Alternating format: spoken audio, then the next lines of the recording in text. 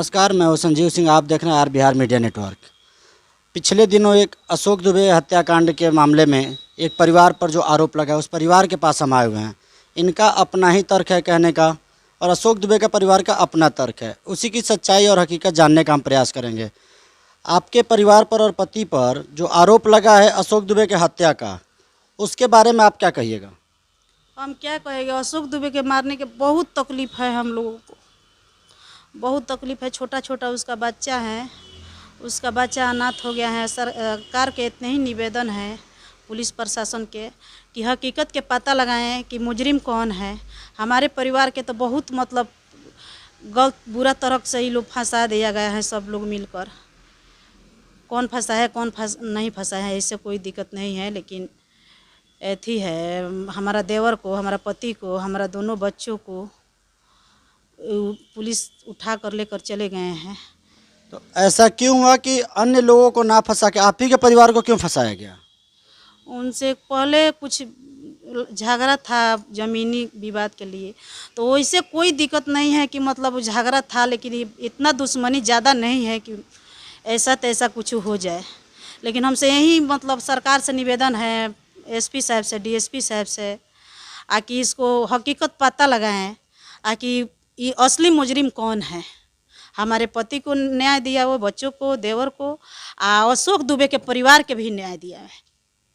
हमार पति हमार लड़का केहू घरे नहीं खे। रात में हमने के 2 गो पतो ही बनी बड़ी, एगो हम बनी। रात में डर देते सन, मोटरसाइकिल लोग लिया के रोड पर खड़ा हो के 2 गो 3 गो कबो 2 गो कबो 3 गो ताको तो लोग घर की ओर, तो हमके डर जाते हैं। रात भर सुतत नहीं कि सर पुलिस लोग से इतने निवेदन बा कि हमारा घर पर ध्यान दे, जो कोनो बात ना होके। जौन अपराधी अशोक दुबे का अगर मार सकता, तौन अपराधी तो हमनियों के कुछ घटना कर सकता। एकरा पर ध्यान वहाँ सब दी, जो हमारा परिवार के कुछ जौन हो आ हमारा घर पर कुछ जौन हो। कोई पुलिस प्रशासन के मतलब निवेदन बा कि हमारा घर पर ध्यान देव कि हमारा घर पर केहू रात बिरात चाहे केहू मोटरसाइकिल से चाहे गाड़ी से हमारा द्वार पर आती खन मत हुआ चाहे मत देखो। और आपका परिचय? हम विजय पांडे जी के औरत हैं। नाम आपका? बच्ची आपके देवी। पति के ऊपर भी अशोक दुबे हत्याकांड में एफआईआर हुआ, हो भी नामजद एफआईआर हो गया है। आपका कहना है कि आपके पति निर्दोष हैं, उनका कहना है आपके पति दोषी हैं। इस बारे में आप क्या कहिएगा लोगों से? देखिए, लोग क्या मान रहे हैं क्या नहीं मान रहे हैं उससे हमको कोई लेना देना नहीं है। मेरे पति तो यहाँ रहते भी नहीं। हम लोग के यहाँ से गए हुए 12 साल हो गया। हम लोग 12 साल से गोरखपुर में रहते हैं। कोई ऐसा मतलब एक एफआईआर भी मेरे पति के ऊपर नहीं है जिससे हम कहें। वो लोग जो भी नाम दिया है इनको फंसाया है, वो तो बेबुनियाद है। और प्रशासन से ही गुहार है कि मेरे पति एकदम मतलब निर्दोष हैं। हुआ है जो हादसा, उसमें जिसका हाथ है उसको प्रशासन पकड़े। हादसा हुआ है उससे सबको दुख है, इससे हम लोग को भी बहुत ज़्यादा दुख है। लेकिन मेरे पति तो मतलब बिल्कुल निर्दोष है, क्योंकि इस छवि में वो है भी नहीं और हम लोग यहाँ रहते भी नहीं हैं। और जो भी नाम पड़ा है मेरे पति को, तो मेरे बच्चों का भविष्य खराब करने के लिए और उनको फंसाने के लिए। पूर्व में भी आपके ही परिवार पर जब अशोक दुबे के ऊपर हमला हुआ था तो आप ही के परिवार पे एफआईआर हुआ था। ऐसा क्यों हो रहा है कि बार बार उस परिवार से आप ही के परिवार को टारगेट किया जाता है? इसलिए टारगेट किया जा रहा है कि थोड़ा बहुत ज़मीन का मामला है, तो इसलिए उनको टारगेट बनाया जा रहा है ज़मीनी विवाद में। अब ये लोग उसी ज़मीन को विवादित बना के यहाँ तक वो लोग फैलाए हुए हैं। चलिए, आप हमारे चैनल के माध्यम से यहाँ के शासन और प्रशासन से क्या मांग करती हैं?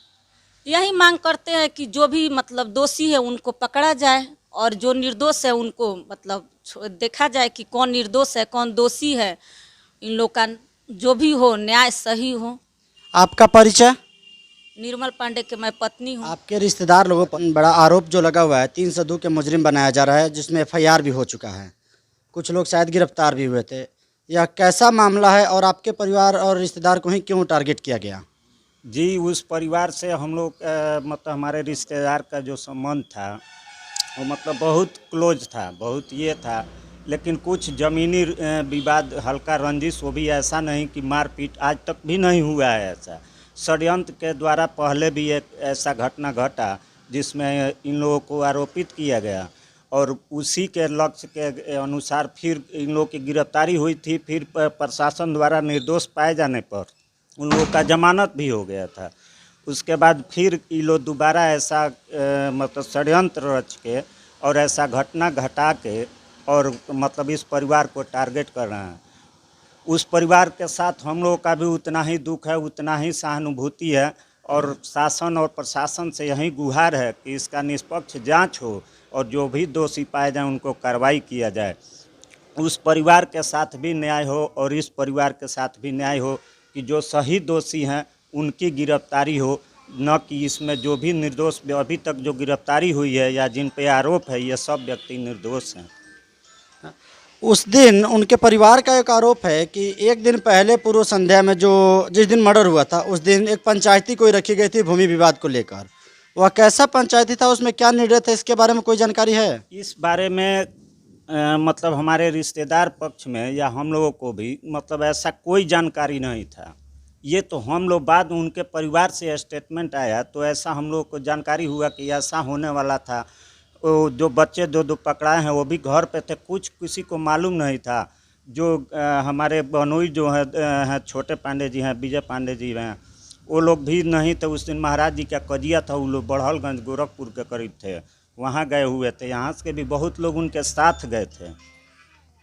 इसके पहले भी विजय पांडे और छोटे पांडे जी के ऊपर कोई ऐसा मुकदमा या कोई आपराधिक गतिविधि में संलिप्तता आपके नज़र में था? नहीं, हमारे बनोई छोटे पांडे उनका आज तक कोई ऐसा वो तो सामाजिक आदमी थे। उनका तो दावा था कि हम लोगों का समाज सेवा कर रहे हैं। इस बार वो मतलब चुनाव भी लड़ने का इच्छुक थे, लोगों की सेवा भाव रखते थे मन में, लोगों के यहाँ आना जाना, संपर्क बढ़ाना, यही था। ऐसा तो नहीं लगता कि कहीं कहीं इसमें राजनीति की जा रही है? इसमें राजनीति भी हो सकती है। अब ये तो शासन और प्रशासन का काम है कि इसका निष्पक्ष जांच करे और जो दोषी हैं उनको पकड़ा जाए। आपका परिचय?